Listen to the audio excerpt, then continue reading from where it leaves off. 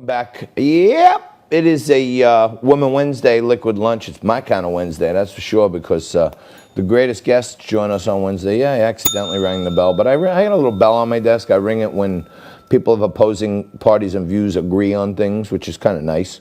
I agree with this guy on a lot. Frank Morano joins me again. Frank, just kicking off hour two here. What are the top stories we need to know? All right. Well, we'll keep an eye on the weather in Florida for this space launch, because apparently the weather at this point is about 50-50 to allow this launch from SpaceX to go forward. So we'll keep an eye on that. We're keeping an eye on Governor Cuomo's meeting in Washington, D.C. with President Trump over infrastructure.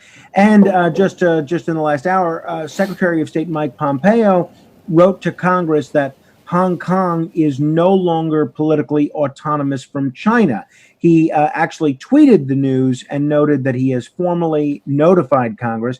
He said that while the United States once hoped that a free and prosperous Hong Kong would provide a model for authoritarian China, it's now clear that China is modeling Hong Kong after itself. So Pompeo stressed that the U.S. stands with the people of Hong Kong. But the big question is, what does this mean for trade with China and trade with Hong Kong? Because you remember that pro-democracy legislation that we passed last year calls for sanctions on any country that interferes with Hong Kong's autonomy. So if the Secretary of State in his analysis is determining that China is the country that's interfering with Hong Kong's autonomy, it would stand to reason that according to that legislation, China could be in store for some major sanctions here. Yeah, I was talking to somebody the other day, Frank. Wasn't it strange that there were all these huge rallies going on in Hong Kong every single day? They had the streets packed with people. They were fighting back against, I guess they wanted to reinstitute double jeopardy or something like that, and the people of Hong Kong were standing up. In France, we had the Yellow Jacket riots going on where people were flooding the streets every single day. And just coincidentally, the coronavirus comes by and basically shuts down all of these revolts of people. And it looks like in Hong Kong, they're starting back up. I don't know about France, but I think it's also starting up right here in New York, but we'll see.